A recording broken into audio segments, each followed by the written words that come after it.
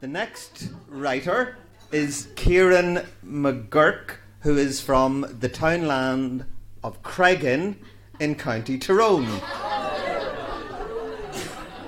Kieran began his writing journey with poetry. When he was asked if he could come here tonight and read, he had a question.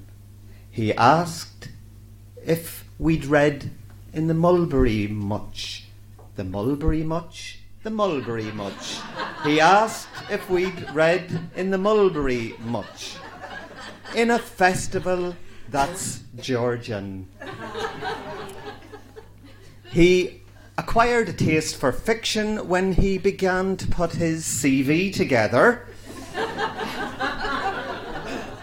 You can relate to that, Karen? I know I can. Kieran suffers for his art and reckons that it's now time that everybody else did too.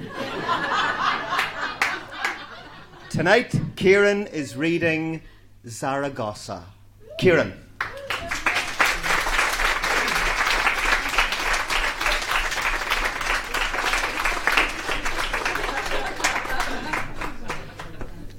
Sorry for that, Rena. Probably figure out a way of getting me back sometime.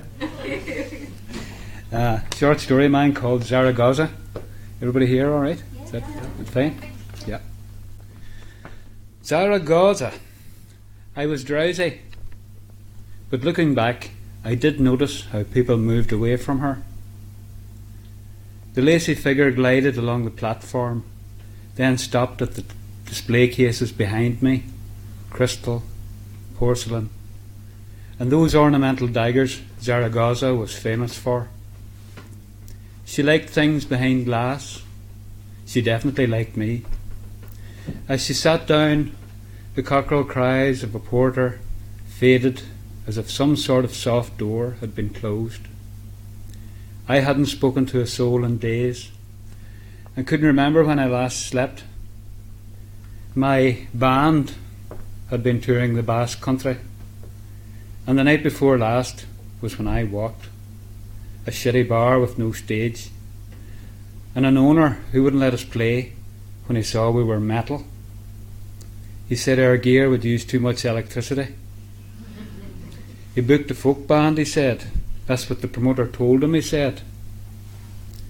She had the tiniest scent bottle in the palm of her hand, and whisper sang to the air of Frere Jacques, Zaragoza, Zaragoza, choo choo choo, doo doo doo. Forget about the train, child, forget about the train, child.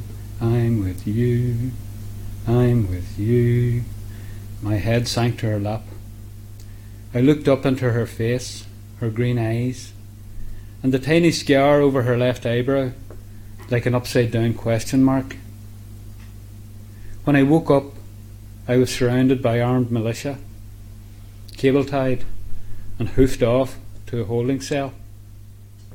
I genuinely thought the blood on my hands and my jacket was from a nosebleed. I suffer those from time to time. Too much coke, maybe.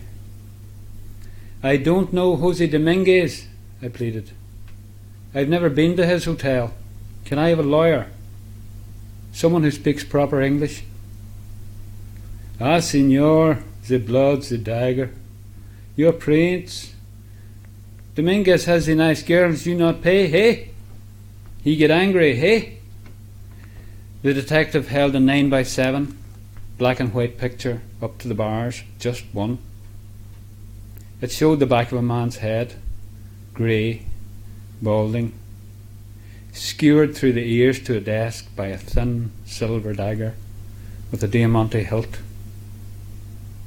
A printer coughed in an office close by. He set the picture on the floor for me, then walked away. The image was compelling, more familiar than I would admit, and I was glad I couldn't see the victim's face. The detective returned with a swagger. He had an A4 sheet in his hand.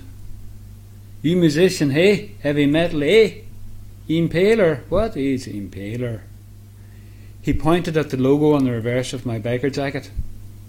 It's Impaler. It's my band. It's just a shortened version of Vlad the Impaler, Dracula and all. And these? He turned around the sheet. It was a copy of the back cover of her one and only album, Nothing But Blood. It was a skull impaled through the ears by a dagger with a jewelled handle. He set it on the floor beside the photograph and walked away. The next time I saw the detective was in the courtroom. A special arraignment was called for just after midnight to get in front of a hungry press pack. The judge didn't like publicity, had a certain way of doing things. I was told this by a creased up sort of a man, tiny but well fed, with a tongue which leached out hints of brandy every time he spoke. He was infuriatingly slow with his translation and found my predicament disturbingly entertaining. This was my solicitor. We all waited in court number 2. The room was much smaller than I had expected. I made several attempts to relate my story to my brief, but he waved me down. Worse than that, he laughed and laughed until I stood up to make a plea for more capable representation. Everyone else stood up too, and for a moment I felt they were on my side. Then the policeman I was cuffed to hissed at me to be silent. A panel on the front wall opened, and a staccato voice from the bench announced the arrival of the most honourable Judge Estemondo. She glided onto her throne, and when she sat down, we all followed suit. I looked across at her green eyes and the scar above her left eyebrow, like an upside-down question mark. 3 weeks later, my insanity plea was accepted. Judge Estemondo is patron of the Zaragoza Manicomio. Manicomio. That's an asylum to you and me. That's where she keeps her collection. She likes things behind glass. Thank you.